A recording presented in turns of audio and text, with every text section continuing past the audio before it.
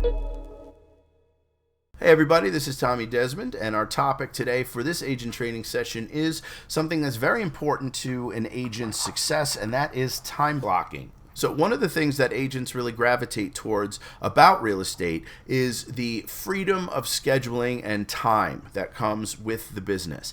At least that's the perception, is that agents have complete control over their time as an agent. And there is some truth to that. However, one of the things that tends to get missed by new agents is the freedom of time also comes along with the responsibility of time control. And they don't necessarily see that or realize that up front. And a lot of times the reason that an agent fails is because they exercise the time freedom before they've actually had the business success. And those two things kind of go together, especially if you deal with other successful agents and you see that they have some flexibility in their schedule. It's a mistake to assume as a brand new agent that your time is as wide open as somebody who's been doing this for a long time, has a book of business, has an infrastructure underneath them, and has a pipeline that's full, right? So one of the ways that we could address that is with time blocking. Now, this is not a concept that's just unique to real estate. This concept shows up in a lot of different industries. There's books about it. It's a fairly commonly talked about business principle. But at the end of the day, what time blocking really is a way to segment up your week to make sure that you're dealing with the most important things in total across your entire life spectrum, from work and other elements, other responsibilities, and just make sure that you've got a guideline that somewhat controls and gives you a reference point to refer back to for what it is you should be doing with any specific amount of your time, right? So I'm pulling up one of my time blocks here. This actually is a little bit dated now relative to my current time block, which right now I'm in a different space altogether. I'm an active broker, an active investor. I have other businesses running. So my time block looks a little bit different from this, but this is my time block from when I was exclusively acting, primarily acting as an agent, not exclusively, but I did not have broker responsibilities. We had no other companies running that took up a dramatic amount of my schedule. And I also had some other extenuating elements in my life that were more consistent and needed my attention, such as young kids in school and things like that. So I just wanted to review mine a little bit to kind of give you an idea. Now, everybody's is going to be different, and the way they block it out is going to be different. Some people really like to separate everything up. I know some very high-producing agents that have their day broken into 15-minute blocks, and that's great. I personally did not work that way, and that was an unrealistic expectation for me to maintain something that consistent. And that's another thing to consider as well, the realism of expectation for stuff like this. So you don't want to just make an academic exercise here. You don't want to generate some thing to do just to have it written down somewhere. The premise of this is that it's an active functioning tool for you, a living document that is going to help you kind of keep and maintain somewhat of a work-life balance and make sure that inside your work life you're being as effective as you can, and you kind of have some control over what your schedule should be like to make sure you're getting everything you need to get done, right? Another concept that's worth having a conversation about is brought up in a book called The One Thing by Gary Keller and Jay Papasan, which is available from this training program. But this concept is the concept of life balance in general, right? So there is a concept that, in a work-life balance, that you've got this perfect tit for tat where, okay, you're doing this much work, you're doing this much family stuff, and it's always in a balance. And that's not really accurate. Sometimes you're doing a lot of work stuff, and sometimes you're doing a lot of fam stuff or whatever your situation is. And being able to effectively manage those two in a somewhat controlled way without guilt, right? Which is a huge element for a lot of us. Like, sometimes you work too much, you feel guilty because you're not with your family. Sometimes you spend too much time with your family, you feel guilty because you're not working and you're concerned that they're not going to have what they need because you're not getting what you need done. Whatever. None of that's very effective for us. So it's pretty important to be aware of these moving parts, get them all written down so you know where they're at, and then block spaces for all these things to happen. So you kind of can get a more accurate understanding of the realism of your situation and what your day needs to be full of, right? So, along with that, there's the concept that is brought up in the one thing, and that is the idea of our life is a juggling act. We're constantly juggling. We got these balls in the air. Well, some of our balls are made of glass. That would be our health. That would be our relationships with our family and our friends. Those are glass balls. And then there's work. That's a rubber ball. And the idea behind that is if you drop one, the glass ball will shatter, whereas the rubber ball will bounce and you can pick it back up. So if something's got to give based on whatever's going on, the thing that should give is not one of those glass balls. You don't want to, if once your health goes, once your relationships decay, the whole premise of what it is we're trying to build here with quality businesses is kind of broken at that point, right? So you definitely have to make sure that you're setting aside that element of your life, that it really does take a precedent when necessary. You can't let that happen constantly, or else you will have problems, in your business, which will lead to problems in the other two. But in general, it's you got to keep the perspective on what's important, right? So I'm just going to go through mine, at least what my time block was. And this was not 100%. It's not realistic. At least it wasn't for me to be always on this time block. It was realistic for me to stay on the time block the majority of the time. You could make it 80-90% of the time stay on this block, and at least if you did need to change it, you can move things around and at least see visually that balance difference, right? So Sunday I tried to set aside as a little bit of a breather day. I would wake up later, at least in theory. I'm generally an early riser, morning person. I get up early regardless, so I often would be up earlier anyway, but I didn't have to be until 8. I would mark this down as a structural idea, like, all right, I get some extra time if I want it. And then I try and set aside most of this day for family. Your situation might be different. Whatever your situation is, you just want, Netflix time, whatever, video game time. That's up to you. But the point is to write it down, to block out what it's for. So if you've got things to do that day that are relevant to you, put it down, have it written so you can see how much of your week is built into these different things that you're doing, right? I would take some time to do my review of the past week and my planning for the following week, right? So how close am I tracking to the goals that I wanted to hit? Do I need to make adjustments to them? What does this following week look like? Things like that. And then I'd kind of finish out the rest of the day doing whatever I felt like. So again, sometimes there would be modifications to this. Sometimes you do get into a situation where you've got a seller who will only ever be able to meet from 4 p.m. to 6 p.m. on a Sunday. If you're going to sell their $500,000 house, you definitely will make an adjustment for that. But again, this is a guideline. You don't default to saying you're available then. If they need you to be available, it's up to you if you want to be. But in theory, the premise is that you're at least setting controls here. You're setting some boundaries. Moving forward, I've got the week, which is mostly broken up. If it looks pretty similar, my Monday, Tuesday, Thursday, and Fridays were very, very similar. I would wake up, and for me, I got up early, 5:30, and I would have that early morning period kind of just be mine. And different people do this different ways.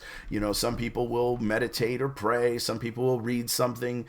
Some people will just zone out. Some people will, whatever it is that they want to do something that's going to, I've heard people say fill your cup, right? So you want to have something that's going to help you set your mindset. You might have had a bad day the previous day and you need to kind of recalibrate. You just want to hype yourself up because mindset is a major element of real estate. Getting your own headspace together is far more important than anything else in your business because that's going to be a requirement for you to be successful. You win first in your own head, and then everybody else can smell it on you. And that's how you can build your pipeline. Nobody wants to deal with the depressed, non-confident, screwed up person. They all want somebody that they can rely on to sell their most valuable asset. And that period in your morning is a way for you to set yourself up for a success condition by installing the thoughts that you need to. There's another good book called What to Say When You Talk to Yourself. I will put a link to that in as well. And that's a great book about, the internal monologue and how to control the thoughts and the way you're speaking to yourself to set you up for some good successes. Following that, I would wake up with my kids in the morning. At the time, again, this was much more structured than it is now. My life is different. We don't have the young kids who are going to school every day at a set period. But at the time, I would wake up with them and make them breakfast, and we would, have our one-on-one and our conversation and get them prepped, get them out the door. And it was a system, that established a rhythmic consistency for me. So after that, once they were out the door, for me, my day would start at 8 a.m., my work day. And it would start with FU. I realized that it's probably not the greatest acronym in the world, but it just is what I was writing, and it's just what worked. And for me, it stands for follow-up, right? So first thing I would do is check that email and see any things that needed some immediate addressing. Now, this is 8 a.m., so things like title companies and lenders typically aren't open yet. The offices are not functioning. So this gives me an opportunity to shoot out some emails early in the morning in response to things that have happened, respond to incoming emails, or do any kind of other things that I'll need to do. And that gives them some time to get sent out where they're going, be one of the first emails that's picked up by title or whoever in the morning, and give them time to get back to me. From there, I would move on to lead generation, which is the cornerstone of any business. Every day, some amount of time should be contributed towards lead generation of some type. And that's not passive marketing, that's proactive lead generation. However you do that, this is not the topic of this video, getting into lead gen, but make sure you've allotted time for that, at least the majority of your week, if not every single day.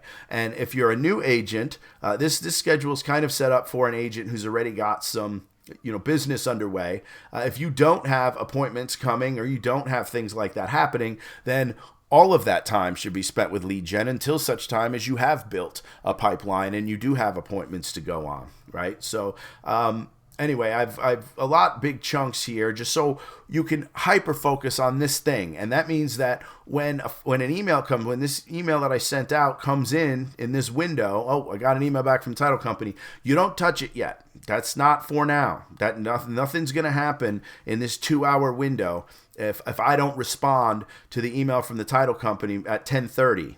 If I wait till 11 when I've got follow-up booked here, they can handle it, right? It's not going to be, there's no real estate emergencies like that. Unless it's a closing for that day, nothing is catastrophic to the point where that hour of you having this in your block is going to kill any deals, right? So that's kind of the idea. When you're in your block, you stay in your block and you don't do things from outside your block. Back then I was actually teaching a class, so I had that allotted here. So I would go and teach a class on this day, and then I'd go back to follow up. Then I go to lunch. Sometimes your lunch is going to be an appointment. Other times it will not. Either way, you have to make allotments for this stuff. You need to make an allotment to say, this is a thing that occurs. I need to put a space in there on my time block for it, right? And more follow-up. And on Tuesdays, I had a coaching session. And on this context, I was being coached, not being the coach. So, I had that set aside and blocked out. And then below there, I have my appointment block windows, and I have 2 set aside, and this was a very good recurring reference that I would default to. So when because appointments are the center of our business. This could be a buyer presentation. This could be a listing presentation. This could be a walkthrough. This could be any number of things. There's tons of times where we're asked to set an appointment for whatever, whether it's a meeting or whether it's, whatever it is. Even in my context, now I'm doing less physical walkthroughs on property and more virtual market analysis, right? So in this context of market analysis, I still need the same amount of time to do it. Just because it's not in front of people, that's irrelevant. So, this whole thing it's very important for you to segment those off. Plus, it gives you a mental framework to bounce back to when you're setting appointments. Because when somebody's always asking you, well, when do you want to meet? And you just have an open platform. Well, I don't know what works for you. That's not nearly as effective as knowing and locking in your own mind that, okay, Monday, Tuesday, Thursday, and Friday, I have appointments I have appointment blocks set up 2 or 4, and that gives you a way to do your closes too. So you get to say, well, are you available next week? Yeah, that works. What works better, Monday or Tuesday? And, oh, Monday'd be better. Okay, well, I have appointments at 2 and 4. Which of those works better for you? Oh, 4 is good. And now you know. All right, that was a way to default yourself into an appointment time. And then when you go and you look at your week, you can see, all right, how many of these blocks are filled up. And then you know, all right, well, I've still got time on Tuesday. All right, cool. Tuesday at 4 works. And it's a good way to set those all aside. Again, sometimes they need to float, right? So like I would try and cut out, and again, this isn't cut out. You're still always kind of floating around, but I'm dedicated more towards doing family pursuits from 6 to 10:30, right? You got the fam to deal with, you got dinners, you got stuff. Now, every once in a while, you might have somebody that's like, well, I'm a seller. I can only meet from after 8 o'clock on Tuesdays or Thursdays. That's the only time I'm off work. Forever, and you'll never be able to see my house or list my $500,000 house if you don't come somewhere in those windows. Well, of course you can make adjustments. So the point of this is not 100% rigid thing. It's just to make you know, all right, well, this is an ideal layout, and I should try and keep to that as much as possible. But if adjustments need to be made, well, then they'll get made. Also worth noting here is, on certain days, like I had Wednesdays set aside. At the time, I was heavily involved in real estate investing. I had flips going. I had things that needed to be attended to, and they were the kind of things that don't work very well for me to split my attention off onto other things. So I could do some follow-up, and maybe throughout the day I would answer an email or two if necessary for a transaction. But by and large, I had contributed this entire every Wednesday to doing research for different projects, flips, hunting for multifamily, things like that. Like that was Wednesday was investment day, and I knew it. So going into it Tuesday morning, Tuesday night, I'd be like, all right, tomorrow's real estate investment day. And when I wake up in the morning and I'm talking to myself, I'm like, all right, I got to hunt for certain things today.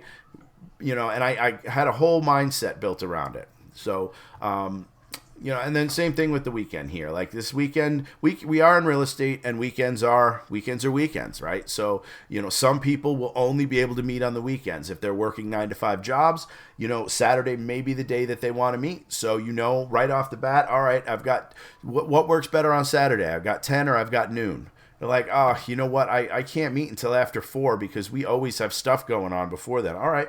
Well, in that particular week, you might have to make a flexible adjustment to this family time. And now one of those appointments is going to have to happen from 4 to 6.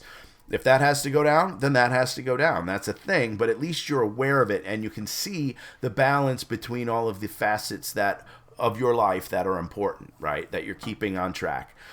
So long story short, the big things to look at is create some consistency with your wake-up times and some consistency with your termination times. These don't always have to win 100%, but you definitely want to have a goal wake-up time and a goal go-to-bed time, so you've got some kind of a metronome to follow your week around on and create that kind of habitual pattern that will help facilitate getting your own mind into the game when you're doing what you're supposed to be doing in the time you're supposed to be doing it. So I hope this was helpful. I know it was a lot of information, but at the end of the day, this is one of the major elements that will determine whether or not you can successfully navigate the weird setup period of becoming an effective in-production agent. And it will be a growing living document that changes over time, and you have to make adjustments, and your life changes. So if you have any questions, feel free to reach out. Go out there and make some good money. I will talk to you soon.